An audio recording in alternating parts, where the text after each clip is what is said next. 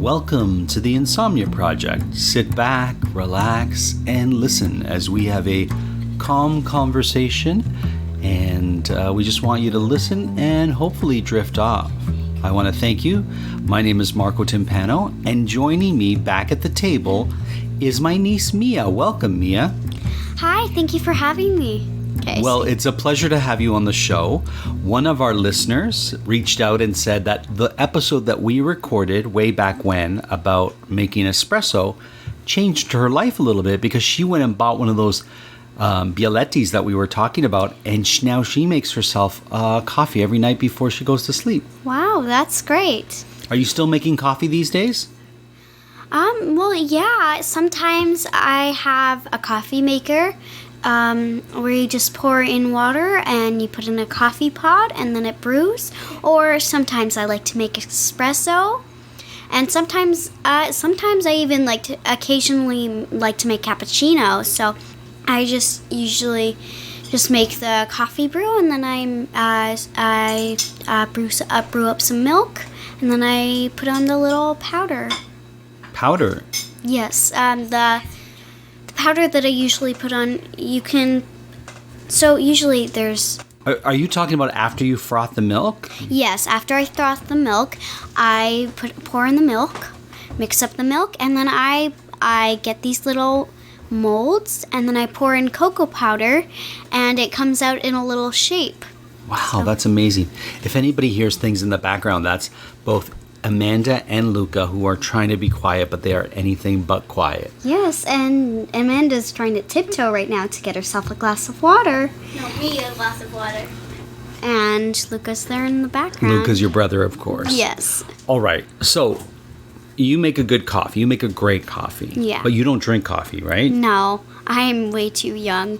I'll probably start drinking it later in my life. So what do you like to drink, for example?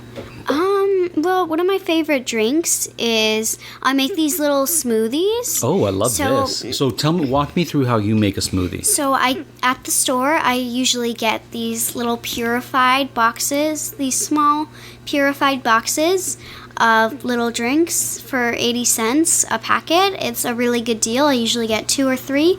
And then I have this container. So I take out the purified juice, I pour it in, and then I pour water in it, and then I mix it, and I put some fruits in it. Wait, what's in this box, this 80-cent box? That's what I'm... So this little box, so it's basically juice, but it's frozen and purified. So Okay. it's kind of frozen, but it's still a liquid. So it's a frozen puree of fruit. Yes. Okay. And I usually like to add my own little pieces of fruit, so I cut up some strawberries and I put it in there just to add more flavor. And of these 80-cent boxes, which is your favorite flavor? I really do like the grape. I also like the Nestea. You know, grape is one of my least favorite flavors. Really? Yeah, Why? I just don't like grape as a flavor. Is there a flavor you don't like?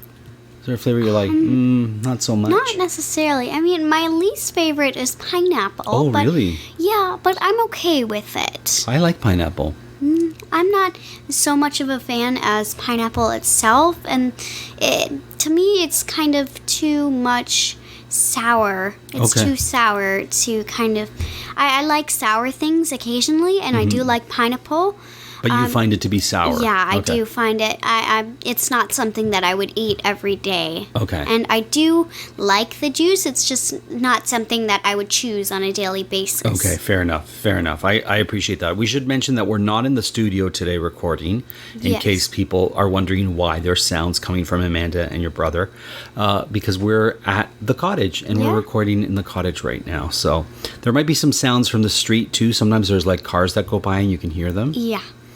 Now, Mia, besides making drinks, beverages that you're very good at, and that you enjoy making, well, I hope you enjoy making coffee when I ask you to. I do. You also enjoy reading. I do. Right now, I'm reading a series of books called The Heroes of Olympus, and I'm really enjoying them. They're by Rick Riordan.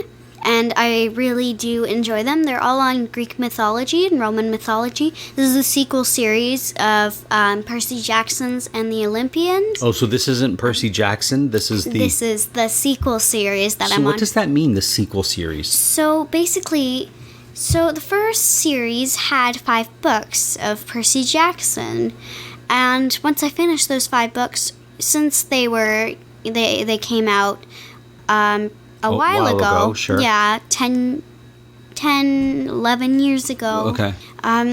Rick Riordan made a sequel series because there was so much unanswered, and he introduced a whole nother 5 characters. Is Percy Jackson in the sequel series? Yes. Oh, so he or she?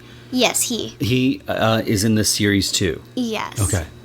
It's a really good book. I'm enjoying it. So basically, you know the Earth goddess Gaia or Terra Yes. in Roman? Yeah. So in the book, she's the villain, and she's trying to rise out of the earth and destroy humanity. And the 7 demigods, 7 children of the gods, have to stop her from awakening on August 1st. And that's actually really funny because tomorrow is August 1st. It's true. And I'm about to finish the book. So I'm on the 4th one.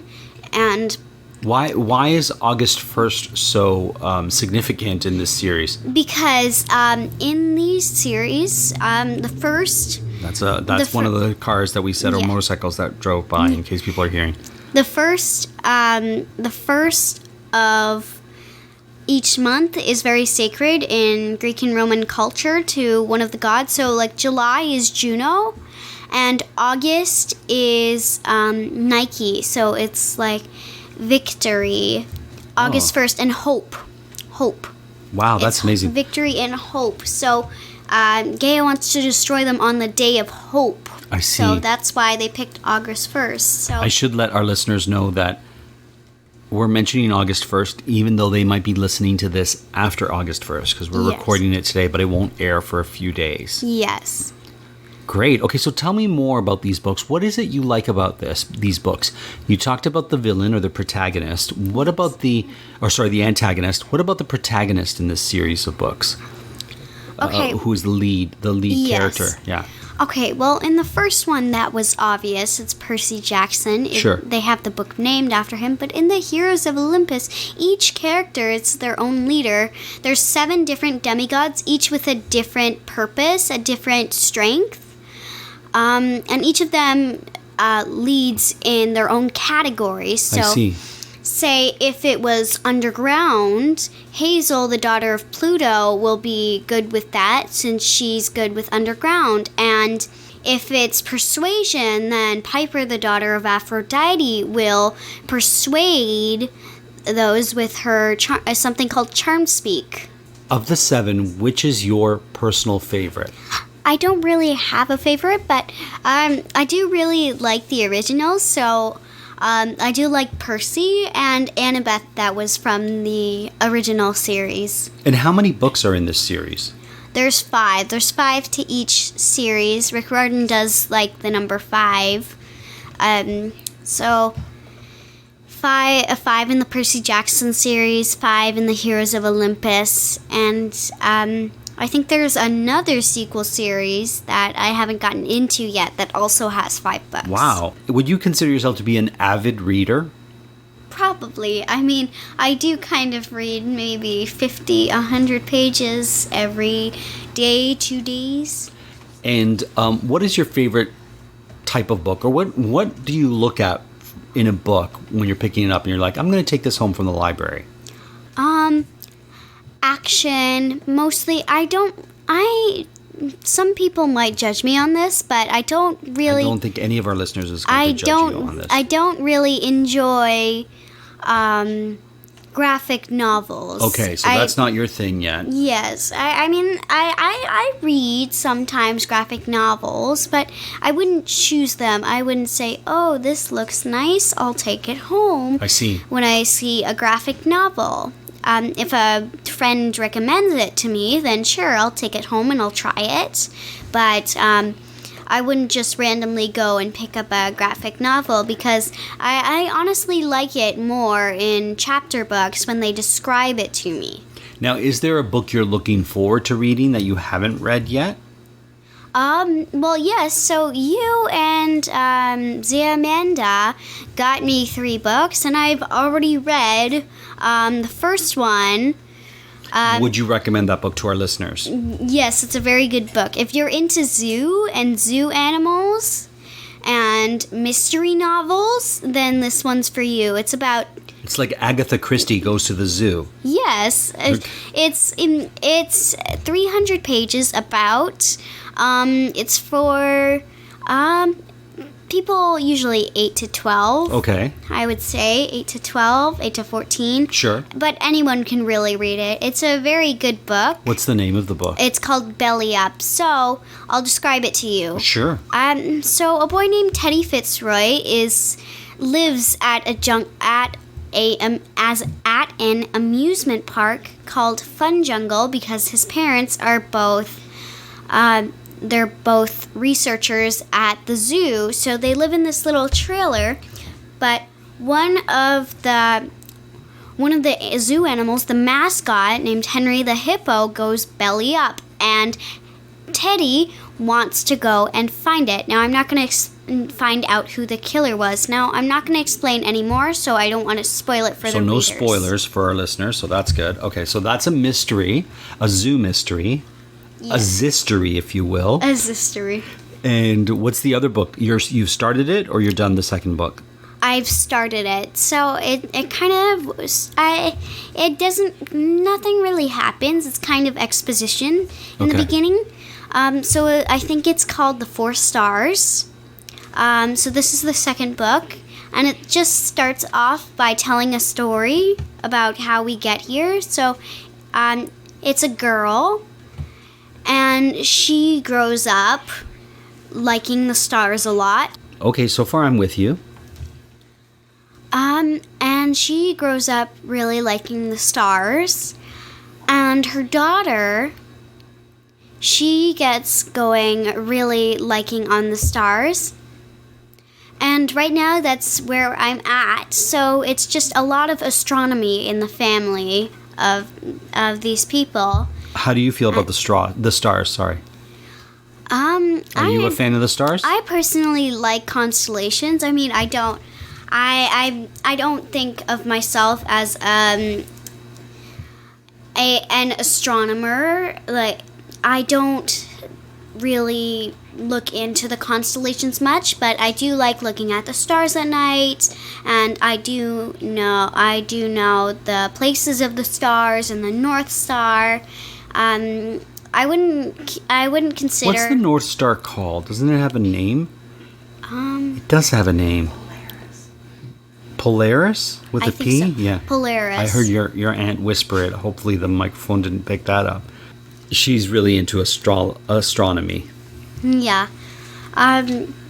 One day I hope that I can get a telescope of my own, and one day maybe during a meteor shower I can go and look at the stars. Now, you were telling your aunt about a game that you want for your birthday. Oh, yes. What game is this? It's called Pickles and Penguins. So, my friend Alana, on the last day of school, she brought this game called Pickles to Penguins. Pickles to Penguins? Yes. Okay. Pickles to Penguins. So, it's a game that you make connections. So, a player will have 5 cards in a deck. The player will always need to have 5 cards. So, when you put a card down, you pick another card up from your deck. So I would have 5 in my hand and you would have 5 in your hand, correct? Yes. So you would have 5 cards in your hand, and then you have a deck.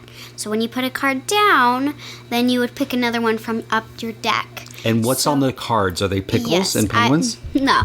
So on the cards, they're objects. So the cards are double-sided, so you can put it on either side. Now, usually when you start, there's a card. Somebody puts down a card, and then we start off. So say the card is a toothbrush. Okay.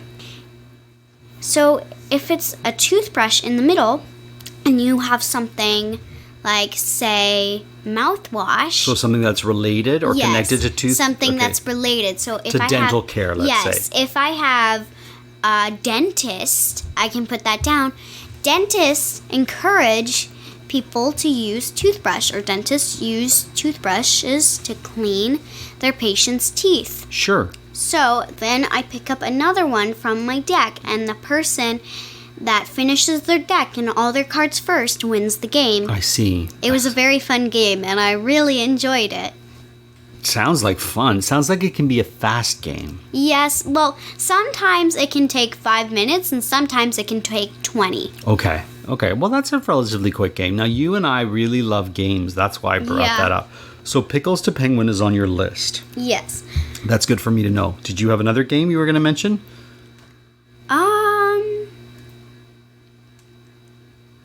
Nothing other. Okay. I think that Pickles to Penguins is a very good game. And right now I don't have really any other games to request. Okay, fair enough. What games do you like to play? Well, I've talked about it pretty extensively on the podcast. Yes. Wingspan is one of my favorite games, and I still need to show you that. But I have a few games that I've recently acquired that I haven't played yet. So I'm excited to play those games. One is called Indian Summer, and I have it over there. And it's like, I think it's a perfect game to play at the cottage. And I don't know, it's little cards and tiles, and I've got to see how that works. And then there's a few other games that we still need to play, like Viniculture, which my friend Phil DaCosta gave me. Really lovely. It's a very expensive game because he gave me the expansion game as well. So I'm looking forward to play those games. And that's all about wine cultivation and Wow. and getting grapes. Okay, Yeah. that's really cool. Not too long ago, we played a game called Suro. That's right. We played a Suro game. What did you think of that game? I think it was a really good game. I enjoyed it. So I'll explain it to the listeners. Thank you. So it can be played by anyone 2 to 8 players, and any of the players will pick a character to play as, and there's these little lines that And you the can characters start are on. just stones, colored yes, stones, there's right? color stones. So there's 8, maximum 8 people, and you can start on any line around. And then you get 3 cards. Each player gets 3 cards. And from those lines, you have to make connections like little bridges. So say I was on a line at the edge and I had a card that went kind of like a tic-tac-toe board, then I could put that there and I would go to the end. Sure. So you follow the line that connects the line where your stone begins. Yes. And the goal is to be the last player standing. If your line goes off the board, then you lose and you're out of the game. You're out, yeah. And it can take the various lines that you connect with the cards can be squiggly. They can go in a kind of loop-de-loop. So it's kind of neat to see how your stone travels across the board. Yeah. Yeah, I got that game because I've always been fascinated by how it looked and how simple it is and what a challenge it is. Yeah. Yeah. Speaking of challenges, what's the challenge you enjoy doing? Well, there is one challenge that Okay. I do enjoy. So there's one challenge I do really like playing the piano. Okay. And it's kind of a challenge to get my fingers all in motion and to learn new notes. So I usually just play it. I don't have piano lessons, but I like to just play on my own. I like to learn new notes. So you're self-taught. Yes. My mom used to play piano when she was little, so sometimes she helps me. She teaches me notes. She's a little rusty, but she's pretty good on the piano. I bet you're pretty good on the piano. Well, yep, I've been doing it for almost 2 years now. Wow. So I can play chords, I can play notes, I know 3 positions, and I'm pretty good with my pitch. Really? Yeah. And is there a song that you particularly enjoy playing? So not too long ago, I learned 2 songs that I really enjoy. One's called For Elise by Beethoven, and another one's called The Entertainer by... Oh, what's the person's name? I know the song. Scott Joplin. Okay, Scott Joplin. Yeah, they're very fun songs. I just learned... Actually, I finished Scott Joplin's song just a week ago. Oh, that's great. I'm memorizing it. Now I have it put down in my brain, and I can play it on the piano. That's so wonderful. Yep. So I have a keyboard in my basement, and I like to go downstairs, and I like to play... Sometimes I play freestyle, and sometimes I like to play For Elise or The Entertainer. Sometimes I like to make my own music. Sometimes I like to look on my iPad or my computer. I like to look up sheet music and print it out for myself.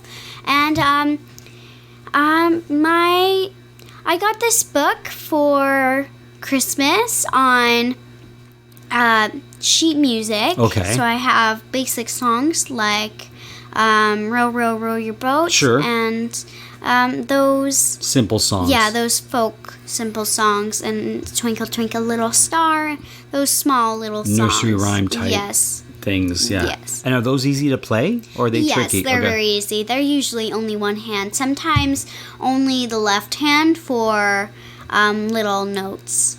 Okay. Just to counteract the right hand. The right hand usually does most of the work, and the left hand does chords to kind of make a sync for it. So it's very nice. You're very talented, I must say. I really like your approach to music. When you were a kid, did you play any instruments? It's funny, I took piano lessons before your mother did because I'm older than her. And I studied piano for maybe a year, but I wasn't very proficient. I didn't go too far in my piano ability. So would you say that you can play a few songs? No, I would say I'm not able to do very much at all. I can't even read sheet music. I didn't have the best piano teacher, and I just don't think it was the right instrument for me. Maybe I should have taken guitar. I would have liked to have learned guitar. Now I have a guitar, but I haven't taken any lessons on it, and I would like to learn how to play guitar. Can you play? Don't you play the ukulele? Yeah, I do. So in my music class, we learned how to play the ukulele. Mm-hmm. And it's really cool. But every Friday, my music teacher would come over, and she would bring the ukuleles. And beforehand, she would tune them and everything. She would tune all the ukuleles for the students? Every class, she would teach us a new note or a new song, or just help us practice. And by the time the lesson was finished, my fingers were aching, but it was all worth it because I really liked playing the ukulele. I guess no pain, no gain. Yeah. Was there a song you knew how to play on the ukulele that I would know? The Best Day of My Life, probably. Oh, wow. It features the C, the F, and the AM. You can find it on YouTube if you just search up The Best Day of My Life ukulele, and it should be there. And it's pretty simple. Wow, I'm very impressed. So you like to read, you like to play instruments, you like to make beverages. Yes. What else do you like to make or do? So I got this new dog named Teddy, and I like to play with him. I like to take him out for walks. I like to put him in the backyard. What kind of dog? So he's a cockapoo, and he's a Cocker Spaniel and a Poodle mix. He's really cute. He's, right now, actually yesterday, he just turned 11 weeks old. Wow. And I love him a lot. We got him when he was 7 weeks old, so just over a month ago. My goodness. Yep. And I really enjoy his company. Sometimes I sleep with him downstairs. Sometimes I bring him upstairs into my room. And I spent a whole day cleaning my house. Okay, you cleaned the house. Yeah. And And I made sure that there was no chocolate under my bed or anything that would harm him, or pipe cleaners or anything. Sure. Anything that he could get into, I would put on my shelf. Anything that shouldn't be there, I put in the garbage. And I just made sure that everything under my bed, under my closet, under my cupboard, under my desk, Sure. everywhere was clean. And my little brother did the same. My mom, my dad, everywhere. We did the family room and the basement. Sure. And all the rooms upstairs. So I'm glad we did that, because now I can bring him up into my room, and me and him can just chill. Sometimes I'll read a book. Maybe I'll watch some TV on my computer. And sometimes I'll just chill, and sometimes I'll take a nap with him. If I'm really tired and I had an exhausting day, sometimes I like to lay in my bed for a bit, and now I like to bring Teddy up with me. Well, I don't think there's a better spot to end this podcast with that, on that note of Mia and her brand new dog, Teddy, napping. I hope at this point you're napping, but if you're not, I'm so glad that you were able to join us as we took a little walk with my niece, Mia. Mia, thank you so much for being a guest yet again on our podcast. Yes, I really enjoy it, and I hope that I get to be here again. Anytime you want to come on the podcast, Mia, you're always welcome to do so. Thank you all for listening, and we really hope that you were able to listen and sleep. Thank you.